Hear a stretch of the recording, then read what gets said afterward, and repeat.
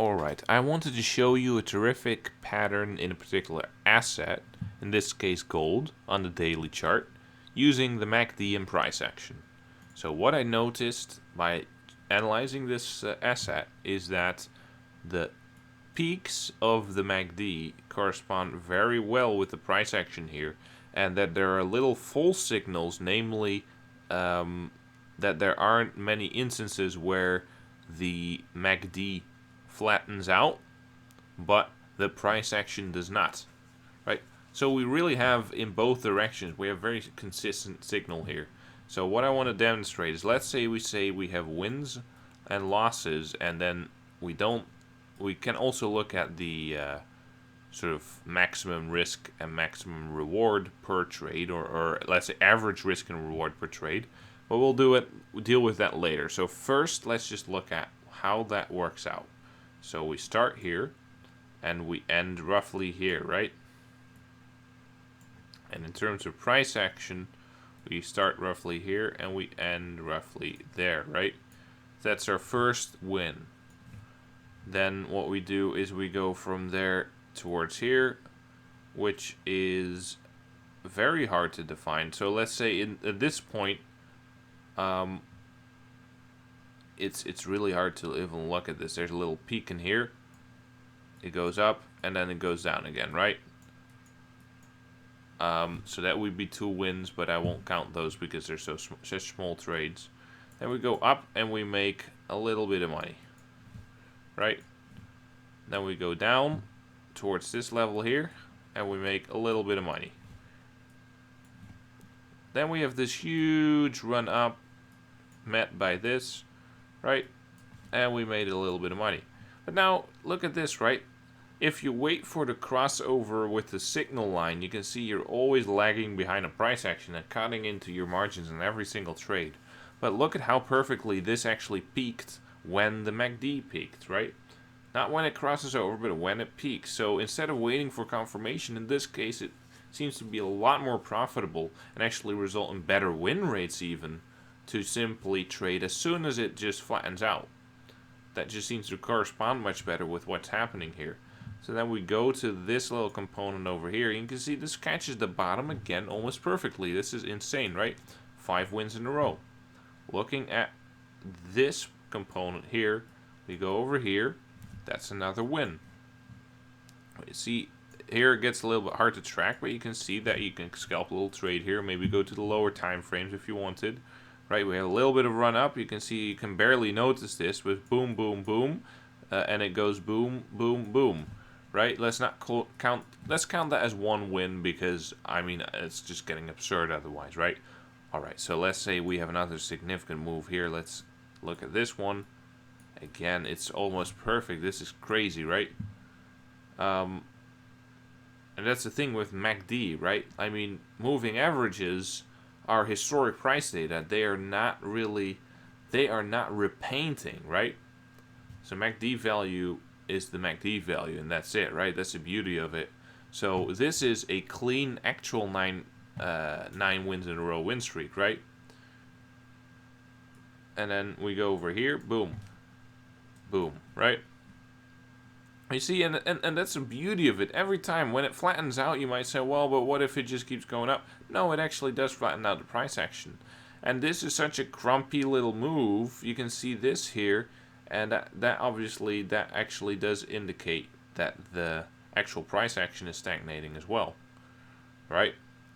In this case, if you look at these little bounces, eventually, boom, it reaches like this. So maybe you can take all sorts of little bounces here. I think most of those are in profit, but we didn't count the little wins earlier.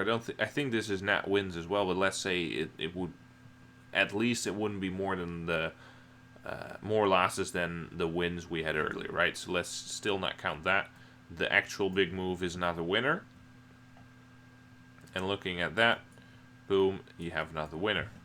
Boom, right? You have another winner. Sorry for the poor drawing. And we have another winner, right?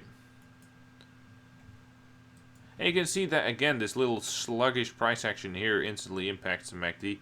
And maybe here, see this little bottom and this little peak? See this little Like, this is very hard to spot if this is still correct. I don't think this would. So let's say we had this a loser. This doesn't seem to correspond with the MACD here. We actually went down a little bit, right? Okay, so here, from here to here is another clean signal and another clean win, right? And honestly, I'm starting to get bored of this. Boom, boom, right? Now the winner. This got spot. Good job. Price action tracing. And this little thing here got spot. Aha. Right? And then this over here. Aha.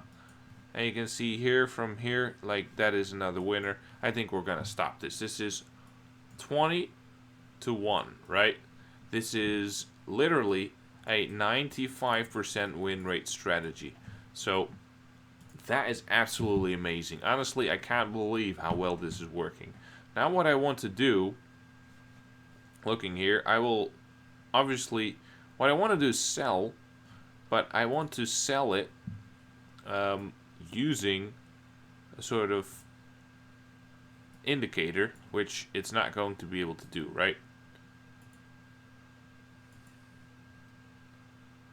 So that's a little bit hard.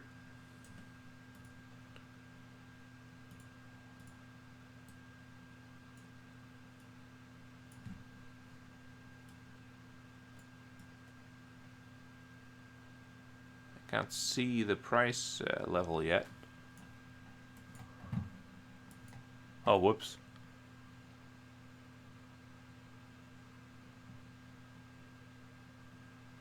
So you can see here we have drastically different conditions. Strategy still works, but you can see it's harder, right? So now one thing that I wanted to ask is, or ask, really answer by asking it, is why does it work so well during certain pre-established periods, right? And I think the biggest thing is that this is a long-short strategy. And I believe that long-short strategies work best when the stock is ranging. And I'd say ranging is the opposite of trending, right? When I'd say the stock is trending, you want to trend in the direction. You want to trade in the direction of the trend and only go long when the stock is trending up and only go short when the stock's trending down. So for example, if you go from here to here, this stock is barely even doing anything, while this slope is much more significant. So I would take this trade, I would go long, but I wouldn't go short, right? Because you might get a lot of false signals there where it doesn't really drop as much. For example, here you get this drop. Looking at this, price is pretty solid, right? Price action didn't really drop here, just consolidated. But just because this is momentum indicator, a decrease in momentum here just means stagnation and not a drop. So really, decrease in momentum in a ranging stock usually means it's about to go back down to the down part of its range. While in a trending stock, it might do this a lot, right? And you're just looking at these stagnated areas. So you got to understand what you're reading with the indicator, right?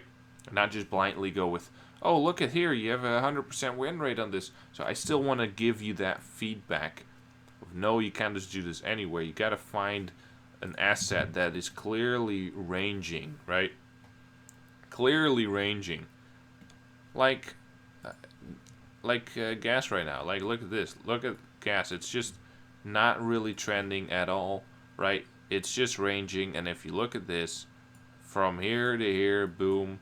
And from here to here, little pullback. Here to here, little pullback again. Here to here, boom. Right? And it just keeps going. Like, every single time it's right. It keeps going right. Why? Because it was trending, right? Sorry, ranging. Ha ha ha, the exact opposite. Also funny is here that on this trend, it didn't even pick up on this. Like, it didn't really do much with this information here.